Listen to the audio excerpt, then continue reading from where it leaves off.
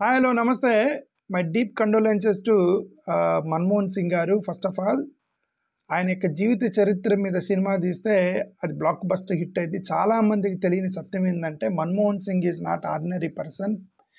5గురు ప్రధానమంత్రులు ఆయన కోసం కొట్లాడారు. 5 యూనివర్సిటీలు 5 సార్లు గవర్నమెంట్ ఆయన కోసం కొట్లాడింది. అంత పెద్ద ఆయన.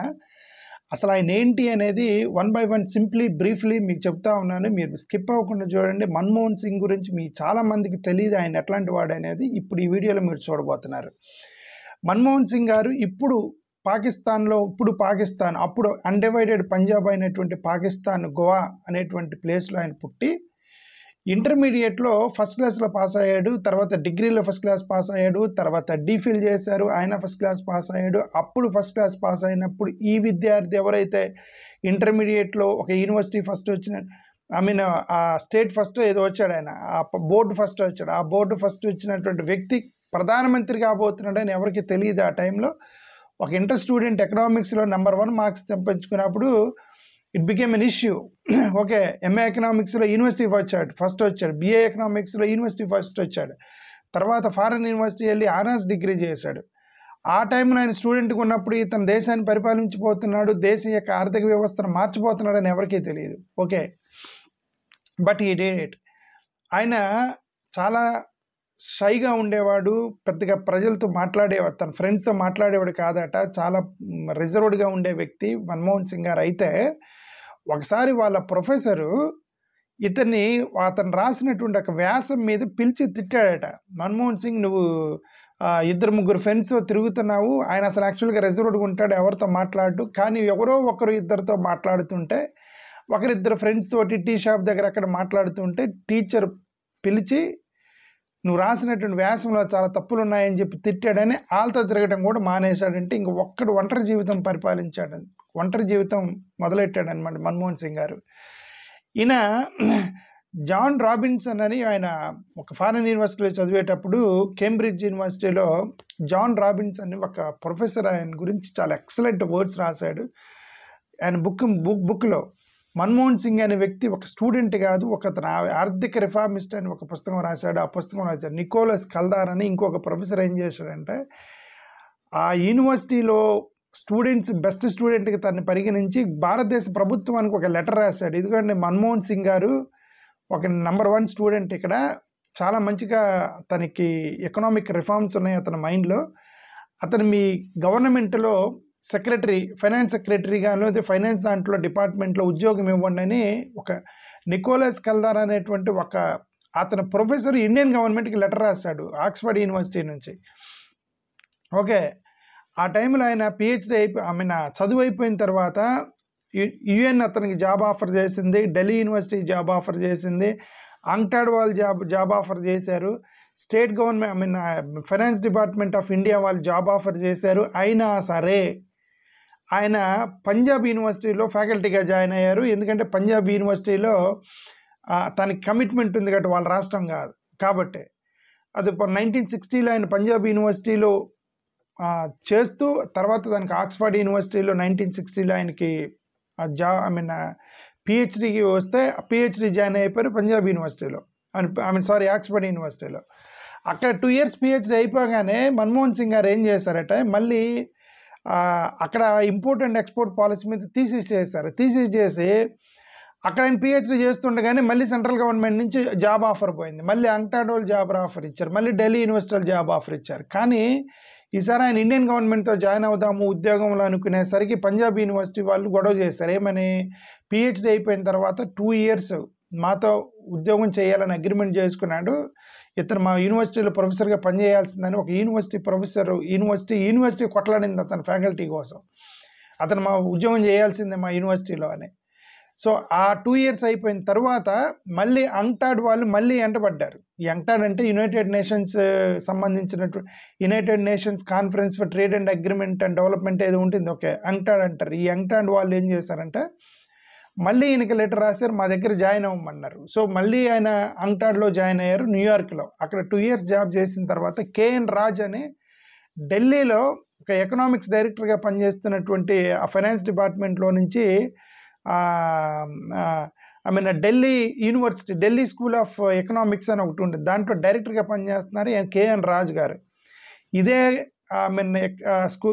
ఢిల్లీ స్కూల్ ఆఫ్ ఎకనామిక్స్ ఏదైతే ఉందో ఇక్కడ అమర్త్ సేన్ లాంటి పెద్ద పెద్ద వాళ్ళు చదువుకున్నటువంటి యూనివర్సిటీ కాలేజ్ అదే, దాంట్లో ప్రొఫెసర్గా చేరమని అతనికి ఆఫర్ వచ్చింది. సో ఆయన వచ్చి ఢిల్లీ యూనివర్సిటీలో జాయిన్ అయ్యారు. ఢిల్లీ యూనివర్సిటీలో ఆయన జాబ్ చేస్తూ ఉండగా అప్పుడు 1960లో Indian Institute of Foreign Trade syllabus చేయమని మన్మోహన్ సింగ్ గారికి చెప్పారు. ఆయన ఫారెన్ ట్రేడ్ సిలబస్ ప్రిపేర్ చేసినప్పుడు ఆయన కొద్దిగా పొలిటికల్ టచ్ వచ్చింది. ఆ పొలిటికల్ టచ్ చేసి 1971లో డి స్కూల్లో పనిచేస్తూ ఉన్నప్పుడు ఫస్ట్ టైము భారతదేశం ఫైనాన్స్ మినిస్ట్రీ నుంచి ఆయనకు ఒక కాల్ పోయింది, నువ్వు వచ్చి ఇమ్మీడియట్గా మా దగ్గర జాబ్ జాయిన్ అయ్యమని. సో ఈసారి ఆయన కాదని లేకపోయాడు. ఆయన యొక్క ప్రభుత్వంతో ప్రభుత్వాన్ని సెట్ చేసేటువంటి బాధ్యత ఆయన మీద పడింది ఆ రోజు నుంచి. ఎల్ఎన్ మిశ్రా అనేటువంటి అప్పుడు కామర్స్ మినిస్టర్ ఉండేవాడు.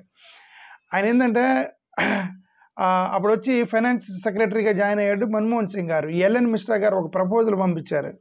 ప్రపోజల్ పంపిస్తే ఆయన దీన్ని సైన్ చేయమంటే నేను సైన్ చేయను అన్నాడు. ఎందుకంటే ఇది భారతదేశ ఎకనామిక్ వ్యవస్థకి చాలా ప్రమాదకరము. సో దీన్ని నేను సైన్ చేయను అని చెప్పేసి ఎల్ఎన్ మిశ్రాకి, ఒక కామర్స్ మినిస్టర్కి ఆయన నో అని చెప్తే ఎల్ఎన్ మిశ్రా నువ్వు సంతకం చేయాల్సిందని ఫోర్స్ చేశాడు అనమాట కాంగ్రెస్ అతను.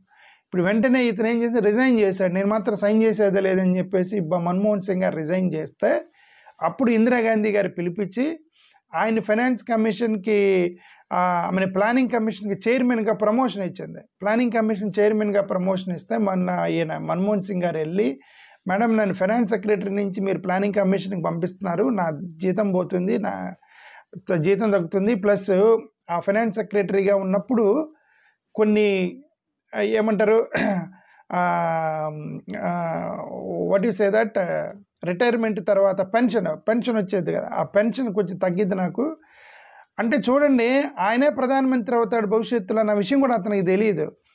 అతను పెన్షన్ కోసం అడుక్కున్నాడు ఇందిరాగాంధీ గారి దగ్గరికి వెళ్ళి, నా పెన్షన్ తగ్గిద్ది, మీరు నన్ను ఇట్లా మారిస్తే అట్లా అని. అయినా సరే ఇందిరాగాంధీ ఫోర్స్ చేసి అతను ఫైనాన్స్ కమిషన్ సెక్రటరీగా చేసింది అనమాట, ప్లానింగ్ కమిషన్ చైర్మన్గా చేసింది. ఆ రోజు నుంచి ఈ బికేమ్ ప్లానింగ్ కమిషన్. ఆ రోజు నుంచి మళ్ళా ఫైనాన్స్ సెక్రటరీగా వచ్చారు. ఫైనాన్స్ సెక్రటరీగా వచ్చిన తర్వాత 5 ఫైనాన్స్ మినిస్టర్స్కి సెక్రటరీగా పనిచేశారు అడ్వైజర్గా. YB Chauhan, CB సుబ్రహ్మణ్యము, right, Pranab Mukherjee, ఇట్లాంటి చాలామంది ఫైనాన్స్ మినిస్టర్ దగ్గర పనిచేశాడు ఆయన సెక్రటరీగా. ఇందిరాగాంధీ గారు ఇది ఎమర్జెన్సీ ప్రకటించినప్పుడు ఇందిరాగాంధీ దగ్గరికి వెళ్ళి ధైర్యం చేసి, ఇదిగో నువ్వు చేస్తున్న దానివల్ల ఆర్థిక వ్యవస్థ దెబ్బతినిద్దని చెప్పగలిగిన మగవాడు ఒక్కడు లేడు, ఎమర్జెన్సీ డిక్లేర్ చేసి మొత్తాన్ని అరెస్ట్ చేస్తూ ఉంది. ఆ టైంలో మన్మోహన్ సింగ్ ఒక్కడే ఇందిరాగాంధీ దగ్గరికి పోయి, మేడం మీరు పెట్టినటువంటి ఈ యొక్క ఎమర్జెన్సీ వల్ల మీరు ప్లానింగ్, ఇప్పుడు ఇందిరాగాంధీ ఏం చేసిందంటే ఎమర్జెన్సీ పెట్టి ఫోర్స్ఫుల్ ప్లానింగ్, ఫ్యామిలీ ప్లానింగ్ అంటే పిల్లల్ని కానకుండా బలవంతంగా ఫ్యామిలీ ప్లానింగ్ కట్ చేసేస్తూ ఉన్నారు, మన పిల్లలు పుట్టకుండా ఫోర్స్ఫుల్ ఫ్యామిలీ ప్లానింగ్ చేస్తారు. ఎందుకంటే జనాభా పెరుగుతుంది దేశంలోనే ఇందిరాగాంధీ ఉన్నప్పుడు. అఫ్కోర్స్ ఇప్పుడు పిల్లలు కనమని చెప్తున్నారులేండి, ఇప్పుడు వాళ్ళు చేసిందంతా వీళ్ళకి రివర్స్ చేస్తున్నారు ఇప్పుడున్న వాళ్ళు.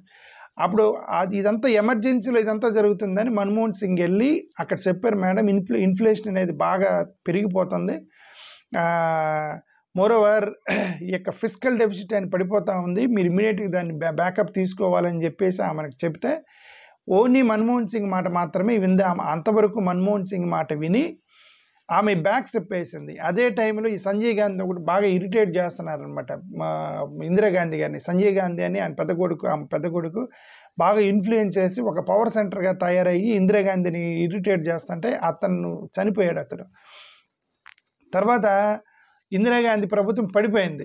ఎమర్జెన్సీ నెక్స్ట్ అయిపోగానే ఇందిరాగాంధీ ప్రభుత్వం పడిపోయింది. జనతా పార్టీ మొరార్జీ దేశాయ్ గారు ప్రధానమంత్రి అయ్యారు. మొరార్జీ దేశాయ్ గారు ప్రధానమంత్రి అయినప్పుడు మరి ఈమె ఇందిరాగాంధీకి సెక్రటరీగా పనిచేశాడు కదా, ఫైనాన్స్ అడ్వైజర్గా పనిచేశాడు కదా, అపోనెంట్ పర్సన్తో నాకెందుకు అనుకోలే. మన్మోహన్ సింగ్ని మొరార్జీ దేశాయ్ పిలిచాడు. మొరార్జీ దేశాయ్ దగ్గర అంటే రెండో ప్రధానమంత్రి దగ్గరకు వచ్చాడు ఆయన. ఇప్పుడు రెండో ప్రధానమంత్రి దగ్గర మళ్ళీ సెక్రటరీగా పనిచేశాడు. ఆ మొరార్జీ దేశాయ్ అయిపోయిన తర్వాత చంద్రశేఖర్ అని ఆయన ప్రధానమంత్రి అయ్యాడు. చంద్రశేఖర్ ప్రధానమంత్రి అయినప్పుడు మళ్ళీ మన్మోహన్ సింగ్ని పిలిచాడు ఆయన. ఏ ప్రధానమంత్రులు మారినా సరే పర్మనెంట్ సెక్రటరీగా మాత్రం మన్మోహన్ సింగే ఉన్నాడు అనమాట. మళ్ళీ చంద్రశేఖర్ దగ్గర మళ్ళీ ఈయన పనిచేశాడు. మళ్ళీ ఇందిరాగాంధీ ఆమెను అధికారంలోకి వచ్చింది. ఇందిరాగాంధీ అధికారంలోకి వస్తే ఈసారి ఆమెను ఇందిరాగాంధీ మన్మోహన్ సింగ్ని పిలిచి మళ్ళీ తనకి ఫైనాన్స్ మినిస్ట్రీలో అడ్వైజర్గా పెట్టుకుంది. ఒక ఫైనాన్స్ మినిస్ట్రీకి ఒక అడ్వైజర్గా పెట్టుకుంది అనమాట. రైట్. ఆ తర్వాత చరణ్ సింగ్ ప్రభుత్వం వచ్చింది. చరణ్ సింగ్ గారి ప్రభుత్వంలో ఒక పెద్ద ఎలిగేషన్స్ వస్తే ఆ టైంలో వాళ్ళ ఫ్రెండ్ ఒక అతను ఉంటే అతను మళ్ళీ అడ్వైజర్గా పెట్టుకున్నారు. అంటే ఇప్పుడు 5 ప్రధానమంత్రులకు ఒకే ఫైనాన్స్ అడ్వైజర్ మన్మోహన్ సింగ్ అయ్యాడనమాట.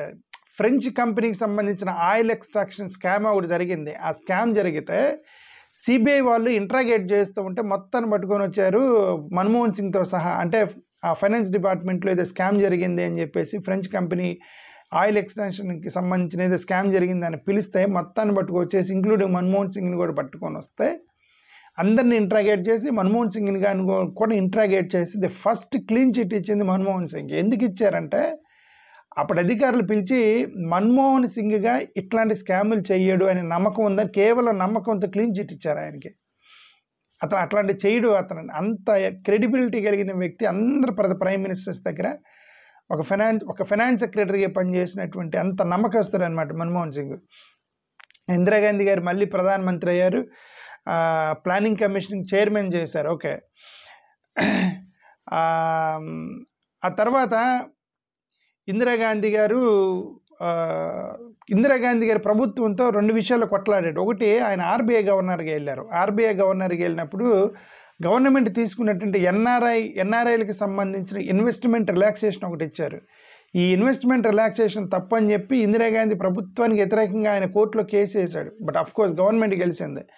రెండోసారి ఏంటంటే బీసీసీఐ ఒక బ్రాంచ్ పెట్టాలి ఢిల్లీలో అని చెప్పేసి. బీసీసీఐ అంటే క్రికెట్ కౌన్సిల్ కాదు, క్రికెట్ది కాదు, ఒక ఫైనాన్స్ సంస్థ. బీసీసీఐ అని ఒక ఫారెన్ సంస్థ ఉందన్నమాట. ఆ సంస్థ ఇక్కడ ఒక బ్రాంచ్ పెట్టాలి అంటే దాన్ని మన్మోహన్ సింగ్ వ్యతిరేకిస్తే అప్పుడు ప్రణబ్ ముఖర్జీ ఫైనాన్స్ మినిస్టర్గా ఉన్నాడు. ప్రణబ్ ముఖర్జీ మన్మోహన్ సింగ్ ఇద్దరు వెళ్ళి ఇందిరాగాంధీ దగ్గర కూర్చొని ప్రణబ్ ముఖర్జీ వీళ్ళిద్దరికి గొడవైంది మన్మోహన్ సింగ్కి. ఇందిరాగాంధీ దగ్గరికి పోయారు. ఇందిరా దగ్గరికి వెళ్తే ఆయన రిజగ్నేషన్ చేస్తాడు. ఇదిగో ప్రణబ్ ముఖర్జీ ఇది బీసీసీఐ బ్రాంచ్ పెడతా అన్నట్టు నేను ఒప్పుకున్న దానికని. అప్పుడు ఇందిరాగాంధీ మన్మోహన్ సింగ్ మాట ఇందే తప్ప ఫైనాన్స్ మినిస్టర్ ప్రణబ్ ముఖర్జీ మాట వినలా. కానీ సర్ప్రైజ్ ఏంటంటే ఇదే ప్రణబ్ ముఖర్జీ మన్మోహన్ సింగ్ ప్రైమ్ మినిస్టర్ అయ్యి అతని కింద ఫైనాన్స్ మినిస్టర్గా పనిచేశాడు. అతను ఊహించుండాడు ప్రణబ్ ముఖర్జీ. ఆ రోజు అనుకోనుంటారు మన ఇద్దరం కొట్టుకొని ఈయన ఇందిరాగాంధీ దగ్గరికి పోయాము, ఇతనే ప్రైమ్ మినిస్టర్ అయ్యి అతని గవర్నమెంట్లో నేను ఫైనాన్స్ మినిస్టర్ని అవుతానని ప్రణబ్ ముఖర్జీ ఊహించుండాడు ఆ రోజు. బట్ వాళ్ళిద్దరు గొడవ ఇందిరాగాంధీ దగ్గరికి పోయారు. ఇందిరాగాంధీ దగ్గరికి పోయి అక్కడ ప్రణబ్ ముఖర్జీ మాట అనకుండా మన్మోహన్ సింగ్ మాట ఇందిరాగాంధీ గారు. ఓకే. రాజీవ్ గాంధీ ఒక్కడ మాత్రమే మన్మోహన్ సింగ్ గారి సర్వీసెస్ని వాడుకోవాలి. అంతవరకు అందరిని వాడుకున్నారు. అసలు రాజీవ్ గాంధీ ఎందుకు మన్మోహన్ సింగ్ సర్వీసెస్ వాడుకోలేదంటే ఈ ప్లానింగ్ కమిషన్, ఫైనాన్స్ సెక్రటరీ ఇదంతా కూడా ఏంటంటే ఇది బంచ్ ఆఫ్ జోకర్స్ అని ఒక కామెంట్ చేసి మొత్తం స్క్రాప్ చేశాడు అతను. ఈ ప్లానింగ్ కమిషను, ఈ అడ్వైజర్స్ ఇదంతా కాదు నాకు తెలుసు అన్న ఉద్దేశంతో వెళ్ళాడు అతను. ఈ మొత్తం ఇట్లాంటి వాళ్ళని అర్థం తీసేస్తే ఇతను వెళ్ళి జెనీవాలో సౌత్ కమిషన్ అని ఒకదానికి చైర్మన్ అయ్యాడు మన్మోహన్ సింగ్ గారు. జెనీవా అంటే మన సౌత్ ఏషియాలో ఉన్నటువంటి కంట్రీస్కి సంబంధించిన ఎకనామిక్ ఫోరంలో ఒకదానికి ప్రెసిడెంట్ అయ్యాడు. ఆ 3 సంవత్సరాలు రాజీవ్ గాంధీ గవర్నమెంట్ పడిపోయింది. వీపీ సింగ్ ప్రభుత్వం వచ్చింది. వీపీ సింగ్ ప్రభుత్వం రాగానే మళ్ళీ మన్మోహన్ సింగ్ని పిలిచారు. ఇతను మన్మోహన్ సింగ్ ఇప్పుడు వీపీ సింగ్ ఇక్కడ 4వ ప్రధానమంత్రి. మళ్ళీ 4వ ప్రధానమంత్రి దగ్గర ఫైనాన్స్ సెక్రటరీగా మన్మోహన్ సింగ్ని పిలిచారు. ఓకే. తర్వాత రాజీవ్ గాంధీని చంపేశారు. రాజీవ్ గాంధీని చంపేస్తే పివి నరసింహరావు ప్రధానమంత్రి అయ్యారు. పివి నరసింహరావు ప్రధానమంత్రి అయితే అప్పుడు ఒక విప్లవం జరిగింది. అదేంటంటే అప్పటి వరకు సెక్రటరీగా ప్లానింగ్ కమిషన్ చైర్మన్గా ఉన్నటువంటి ఒక మన్మోహన్ సింగ్ని ఫైనాన్స్ మినిస్టర్ చేస్తారని ఎవరు ఊహించలే. అనేది ఎయిర్పోర్ట్లో పోతుంటే పివి నరసింహరావు ఫోన్ చేసి నువ్వు అర్జెంటుగా రా, నీకు ప్రమాణ స్వీకారం చేయాలి. ఇదేంది నేను ప్రమాణ స్వీకారం చేసిందా, నువ్వు నీకు ఫైనాన్స్ మినిస్టర్ని చేస్తున్నా రమ్మంటే మన్మోహన్ సింగ్ వచ్చేసాడు అనమాట. అప్పుడు బయలుదేరి వస్తే he became finance minister first time. ఆయన ఫైనాన్స్ మినిస్టర్ అయిన తర్వాత చాలా విప్లవాలు తీసుకువచ్చాడు. ఆ టైంలో ఎందుకు మన్మోహన్ సింగ్కి ప్రధానమంత్రిని చేశాడంటే పివి నరసింహరావు గారు చేసినటువంటి ది బెస్ట్ డెసిషన్ అదే. ఆ టైంలో లో బ్యాలెన్స్ ఆఫ్ పేమెంట్స్ ఉన్నాయి, ఫిస్కల్ డెఫిసిట్ ఉంది, లో ఎకనామిక్ గ్రోత్ ఉంది, ఇండియన్ రూపీ 18% పడిపోయింది. అసలు ఇది భారతదేశమే కొలాప్స్ అయ్యేటట్టు ఉంది. జింబాబ్వే, శ్రీలంక విపరీతమైనటువంటి ఆర్థిక లోటుబాటుకి వెళ్తుందన్నటువంటి పరిస్థితుల్లో ఆ పివి నరసింహరావు గారు ప్రధానమంత్రి కాగానే ఒక్కడు సేవ్ చేయగలడు అనిపించింది మన్మోహన్ సింగ్. ఆ మన్మోహన్ సింగ్ని పిలిచి నీకు ఫైనాన్స్ మినిస్టర్ చేస్తాను, నువ్వేం చేస్తావు చేయమంటే అప్పుడు liberalisation, industrialisation, industry diversification, public sector మోనోపోలీని తగ్గించడము, స్టెబిలిటీ ఆఫ్ ఇండియన్ రూపీ, దాని ఎక్స్ట్రాడినరీ డెసిషన్స్ తీసుకొని ఫైనాన్స్ మినిస్టర్గా మొత్తాన్ని కంట్రోల్ చేశాడు. 5 ఇయర్స్లో ఎంతవరకు కంట్రోల్ చేశాడంటే ఆర్థిక వ్యవస్థ దెబ్బతినిద్ది అనేటువంటి ప్లేస్లో ఉన్న ఆ పొజిషన్ నుండి మన్మోహన్ సింగ్ ఎలాంటి డెసిషన్ తీసుకున్నారంటే 5 ఇయర్స్లో మొత్తం మారిపోయింది ఎకనామిక్ వ్యవస్థ అంతా కూడా. ఎంతవరకు వెళ్ళిందంటే ట్యాక్స్ ఎగ్జామ్షన్ పెంచేంత స్థాయికి వెళ్ళింది. అంటే 2 లక్షలు కంటే పైన ఉన్నవాడే ట్యాక్స్ కట్టాలి. అప్పుడు ₹1,00,000 పైన ఉన్నవాడి దగ్గర కూడా ట్యాక్స్ తీసుకునేవాళ్ళు. ఏది ఆర్థిక వ్యవస్థ బాగాలేక డబ్బులు ఎలా సంపాదించాలనే ఉద్దేశంతో గవర్నమెంట్ ఉంటుంది. ఇప్పుడు గవర్నమెంట్ ఇచ్చే స్థాయికి వచ్చింది అనమాట. ఈ 5 ఇయర్స్లో చేసిన ఎకనామిక్ రిఫార్మ్స్ ద్వారా ఎంప్లాయీస్ దగ్గర 2 లక్షల వరకు కూడా మీరు ట్యాక్స్ తీసుకోవద్దు, ఇన్కమ్ ట్యాక్స్ తీసుకోవద్దు అని పెట్టింది మన్మోహన్ సింగే. ఇప్పుడు మనకి ఎగ్జామ్షన్ 2.5 lakhs వరకు ఎగ్జామ్షన్ ఉంది కదా, 2.5 lakhs వరకు నువ్వు ట్యాక్స్ కట్టాల్సిన అవసరం లేదని ఆ యొక్క విప్లవాత్మక చర్య తీసుకొచ్చింది మన్మోహన్ సింగ్ గారే. రైట్. ఈ సర్చార్జ్ని 56% 40%కి తగ్గించాడు. ప్రిజంప్టివ్ ట్యాక్స్ సిస్టమ్ పట్టుకొచ్చాడు. కార్పొరేషన్ ట్యాక్స్ని 56.7% నుంచి 40%కి పట్టుకొచ్చాడు. క్యాపిటల్ గెయిన్ ట్యాక్స్ 40% ఉండేది, దాన్ని 30%కి తగ్గించాడు. కస్టమ్ డ్యూటీ 30% ఉండేది, 300% ఉండేది, 50%కి తగ్గించాడు. సర్వీస్ ట్యాక్స్ని 5%కి తగ్గించాడు. ఇదంతా కూడా ఒక విప్లవాత్మకమైనటువంటి చర్యలు పట్టుకొని వచ్చాడు. ఎలా చేయగలిగాడు అని అంటే అదే లిబరలైజేషను, ఇండస్ట్రియల్ డైవర్సిఫికేషను, ఇండస్ట్రియల్ పాలసీ. అసలు అది ఒక reduction of the monopoly in the public sectors, ఇవన్నీ కూడా ఎక్స్ట్రాడినరీ డెసిషన్ తీసుకొని ఇన్కమ్ జనరేట్ చేశాడు ఆయన భారతదేశానికి. చేయబట్టి ప్రజల్లో ఈ ట్యాక్స్ ఇదంతా కూడా తగ్గించగలిగాడు అనమాట. కాబట్టి తగ్గించగలిగాడు. అయితే 1992లో ఆయన మీద సెక్యూరిటీ స్కామ్ ఒకటి వచ్చింది. రిజైన్ చేశాడు. రిజైన్ చేస్తే పివి నరసింహరావు లేదు నువ్వు ఉండమని బలవంతం చేసి ఉంచగలిగారు. తర్వాత బాబ్రీ మసీదుని పడగొట్టడంతో అదొక ప్రాబ్లం వచ్చింది. రైట్. 2004లో అతని పెద్ద లక్ వచ్చింది. అదేంటంటే 2004లో కాంగ్రెస్ గవర్నమెంట్ రావటం, సోనియా గాంధీ ప్రధానమంత్రి అవ్వాల్సింది, నేను అవ్వనంటాం. అప్పుడు మన్మోహన్ సింగ్ని తీసుకొచ్చి ప్రధానమంత్రిని చేయటం అనేది అతనికి లైఫ్ టర్న్ అయిపోయింది. అతను ఊహించుండడు ఇదేంది 2004లో ఫైనాన్స్ సెక్రటరీగా పనిచేసిన వాడు దేశానికి ప్రధాని అవుతారని ఊహించుండడు, అయ్యాడు. ఆ తర్వాత కొన్ని విప్లవాత్మక చర్యలు తీసుకుని రైట్ టు ఇన్ఫర్మేషన్ ఇంట్రడ్యూస్ చేసిన మన్మోహన్ సింగే, right to education, right to employment, 60,000 కోట్ల రూపాయల ఫార్మర్స్కి వేవింగ్ చేసినటువంటి ఏకైక ప్రధానమంత్రి మన్మోహన్ సింగే ఆయన టైంలో. ఇండియా అయితే అతని మీద కొన్ని ఎలిగేషన్స్ వచ్చినాయి. న్యూక్లియర్ హబ్కి సంబంధించి ఒక పెద్ద ప్రాబ్లం వస్తే దాన్ని ఎలాగైనా ఎదుర్కొని మళ్ళీ న్యూక్లియర్ హబ్లోకి తను ప్లేస్ సంపాదించగలిగాడు. మళ్ళీ దురదృష్టవశాత్తు 2008లో ఈ టెర్రర్ అటాక్ జరగటం ఒకటి. అప్పుడు చిదంబరం ఫైనాన్స్ మినిస్టర్గా ఉంటే ఈ 2008లో ఆయన చిదంబరాన్ని తీసేసి మళ్ళీ ఈయన ఫైనాన్స్ మినిస్టర్ తీసుకున్నాడు. మళ్ళీ సెట్ చేశాడు ఎకనామిక్స్ వ్యవస్థ మొత్తాన్ని. బట్ అన్ఫార్చునేట్ 2009లో ఆయనకి బైపాస్ సర్జరీ జరిగి అంత లోడ్ తీసుకోలేని ప్రణబ్ ముఖర్జీని ఫైనాన్స్ మినిస్టర్ని చేశారు. హార్ట్ బైపాస్ సర్జరీ అయిపోయిన తర్వాత ప్రణబ్ ముఖర్జీ ఫైనాన్స్ మినిస్టర్ అయిన తర్వాత ఇదే ప్రణబ్ ముఖర్జీ ఇందిరాగాంధీతో వీళ్ళిద్దరు కొట్టుకొని ఇందిరాగాంధీ దగ్గరికి పోయారని చెప్పాను కదా. మరి అప్పుడు ఇతను ఊహించుండడు. He became prime minister and he became Pranab Mukherjee is working under Manmohan Singh. ఆ టైంలో ప్రణబ్ ముఖర్జీ ఫైనాన్స్ మినిస్టర్ అయితే దానికి అడ్వైజర్గా ఫైనాన్స్ సెక్రటరీగా మన్మోహన్ సింగ్ ఉన్నాడు అనమాట. ఈయన కింద ఆయన పనిచేశాడు. ప్రణబ్ ముఖర్జీ కింద మన్మోహన్ సింగ్ పనిచేశాడు సెక్రటరీగా. ఈయన ప్రైమ్ మినిస్టర్ అయినప్పుడు ఈయన ఫైనాన్స్ మినిస్టర్ అయ్యాడు. That is called turn around జరిగింది. సరే అయినా సరే ప్రణబ్ ముఖర్జీ ఫైనాన్స్ మినిస్టర్ అయిన తర్వాత ఆయనకి హార్ట్ బైపాస్ సర్జరీ వచ్చి మళ్ళీ కొన్ని ఎలిగేషన్స్ వచ్చాయి ప్రణబ్ ముఖర్జీ వల్ల. అది వడాఫోన్ ట్యాక్స్ స్కామ్ ఒకటి, spectrum scam, coal mining scam, coal block scam, ఇట్లా చాలా స్కామ్లు వచ్చేసాయి అనమాట. సరే ఫైనల్లీ 2014లో వాళ్ళ గవర్నమెంట్ పడిపోయింది. ఇంకా ఆ తర్వాత కాంగ్రెస్ గవర్నమెంట్ అధికారంలోకి రాలేదు. This is the story of Manmohan Singh. ఇది ఇప్పుడు ఇది ఎంటైర్ మొత్తం చూస్తే సింపుల్గా ఒకటే, 5గురు ప్రధానమంత్రులు మారుతున్నారు కానీ ఫైనాన్స్ సెక్రటరీ మాత్రం మారలేదు. ఒకే ఒకడు కేజీఎఫ్ లాగా నిలబడ్డాడు. భారతదేశ ఆర్థిక వ్యవస్థని తన గ్రిప్లోకి ఈ యొక్క పొజిషన్లోకి తీసుకొచ్చినటువంటి ఏకైక వీరుడు ఎవరంటే మన్మోహన్ సింగే. ప్రధానమంత్రులు మారుతున్నా సరే ఫైనాన్స్ సెక్రటరీ అతనే కావాలని అతన్నే దగ్గర పెట్టుకుని ఫైనాన్స్ సెక్రటరీ మొత్తం కూడా గత 50 సంవత్సరాలుగా భారతదేశ ఆర్థిక వ్యవస్థను సింగిల్ హ్యాండెడ్గా నడిపించిన వ్యక్తి మన్మోహన్ సింగ్. అది ఫైనాన్స్ సెక్రటరీగా కానీ, ప్లానింగ్ కమిషన్ చైర్మన్గా కానీ, ఫైనాన్స్ మినిస్టర్గా కానీ, ప్రైమ్ మినిస్టర్గా కానీ అట్లీస్ట్ 50 years భారతదేశ ఆర్థిక వ్యవస్థ తన చేతుల మీదుగా రన్ అయింది. That's Manmohan Singh greatness. Thank you. Again, condolences to him. Thank you.